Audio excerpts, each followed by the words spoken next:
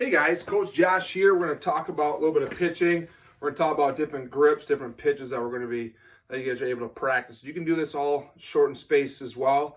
Just work against that wall, working on grips, and just working on releases of each one of those pitches. So one we always talk about is that four seam grip. We find that C right there.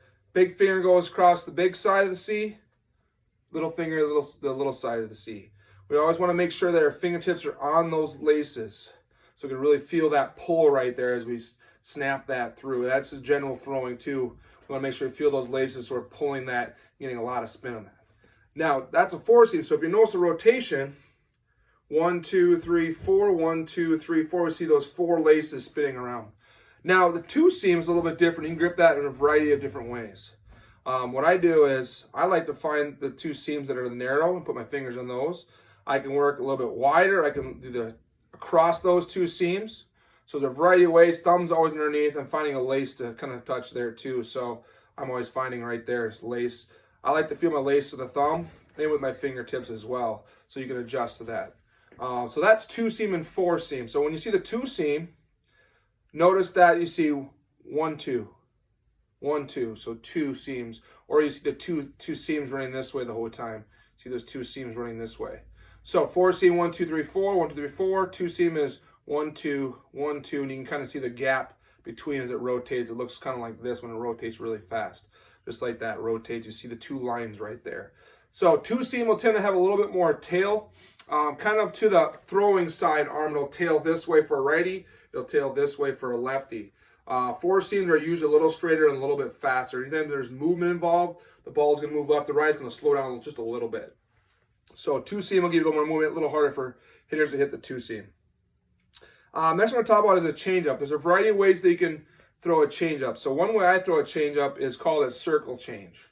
So the circle change is I go from my four seam grip, and all you do is to keep my thumb down there, I bring my pointer finger down by my thumb and then rotate my other three fingers on top of the ball. So once again, from my four seam grip, I'm rotating my pointer finger all the way down to my thumb, and then putting my other fingers kind of on top right there. Now, you could do it just three fingers like that. You can grip a little bit deeper in the palm. I like the circle change because I tend to get a pretty good movement off of that. So all we do differently with the change up, so I get my grip. As you release it, you just kind of pronate a little bit inside that ball. Let it roll off your fingers right here. Let it roll off your fingers, and the ball should slow way down because you're coming inside the ball. Our four seam, we're always behind the ball. We're always behind the ball pushing. So behind the ball pushing and snapping forward. Change up, now we're more inside the ball. We're inside the ball. So when I release, it's inside. It's going to slow down too. It's going to get a little bit of side spin going this way for a righty. And then it's going to kind of fade away. And that's what makes it tougher to hit because it's slower and it's a change of pace. That's why I call it change up. It's a little slower than your fastball. Now you can throw a cutter. Cutter is very similar to a fastball. All I do is grip it a little bit more off to the one side. Cutter kind of goes kind of like a little bit to your glove side. As you throw the ball, it comes a little bit, moves a little bit to the glove side. All it is, it's like a fastball. It's a cut fastball. I get it a little bit on the side, snap it through. It's a little side spin. Last second, it cuts about 3 or 4, maybe 5 or 6 inches in the most. So it moves like this. So because it comes into a hitter, it moves like this. As a righty. Lefty, it's going to move a little bit this way right at the end. It's just a little tailing fastball, that's all it is. It's a little bit of movement. All I do is grip it off the side. I always grab the short side of this so I can feel the laces with my fingers right here, my fingertips on those laces. I can get a little bit more rotation as I snap it through. You don't throw it really any differently than you would for your fastball, just a slight angle difference. You're on the outside part of the ball, so you're kind of cutting off the outside half of the ball more. So I'm at a little bit of an angle with my fingers and feeling those laces right here. And that's a cut fastball. And you can start practicing that when you get to like 12 or 13, you can start practicing those more. And then really for the 13, 14 and older, you can work on a curveball and slider. So you could cutters, just a slider, just a bigger cutter. So what I mean by that is a cutter does a little bit of movement like this. Slider tends to make a bigger break across the plate. It's a bigger break. It's the only really big difference is all you do on a slide, you let it slide off and you kind of snap it across just like that. We get a lot of side spin and it's going to break hard It's going to be a little slower because you're coming off the side a little bit more as well. So you're coming a little bit more off the side and snapping it across. You don't have to snap it. You can kind of adjust as you need to. A little snap across your wrist will give you a little bit bigger break as well. But all it is let it slide off, and then I get a little more spin right at the end. So it'll be a little slower because you're getting more off the side than you are the cut fastball. Now a curveball, when you come through, and the grip for the slider is pretty much the same as you would for the cutter. I like to go around this curve right here. So I go on this seam right here. I'll go around the corner here. And when I throw the slider, I'm a little bit more off the side. I like to feel that outer side more. So I feel this lace on the outside as a righty. Lefty, you can do it the other way around too, just like that. Now a curveball, I like to grip it. There's a variety of ways to do all these pitches. I like to grip the curveball on top, and slider and curveball, make sure it's 13 or older starting to do this. I don't want anybody else younger than that working on these. So please do not throw a curveball slider right now. You're not quite ready for those yet. So 13 or older, please only focus on the curveball and slider. Okay, so I grip it like my two-seam grip.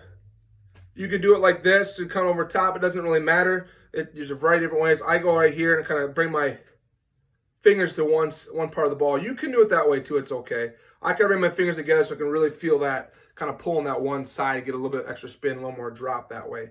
So all we do on this one is you go fastball, fastball, and the last second I'm going to turn my wrist, and I'm going to make sure my fingers are on top of the ball and pulling it down.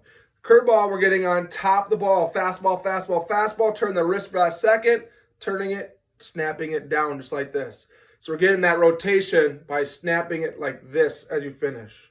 Snapping like this. So get on top of the ball and snap it down. So fastball, fastball, fastball. Get on top, snap it down. So that's a curveball. And you can practice those just against the wall, just like I'm going to show you right now. Curveball, get on top, spin.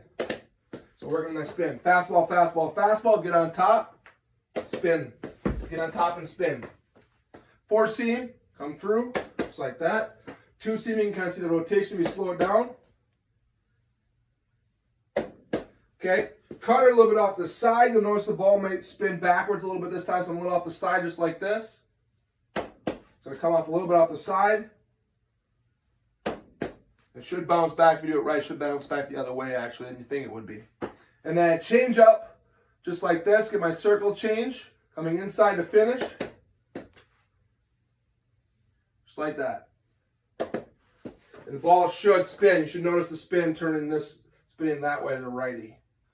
Okay, and that's pretty much it for your pitches to kind of practice and work on. There's some other pitches you can work on. You can try a knuckleball. You can try the fingertip knuckleball, split finger eventually, stuff like that. So give those a try, guys. Just work on a spin against the wall. You can use your softball or rib ball depending on what you have. You can still do this and work on a drill with a softer, squishy ball. Just make sure you're positioned where your hands at. Curveball, fastball, two seam, four seam. Rotate your hands, and then change up, and then any other pitch you want to work on, slider.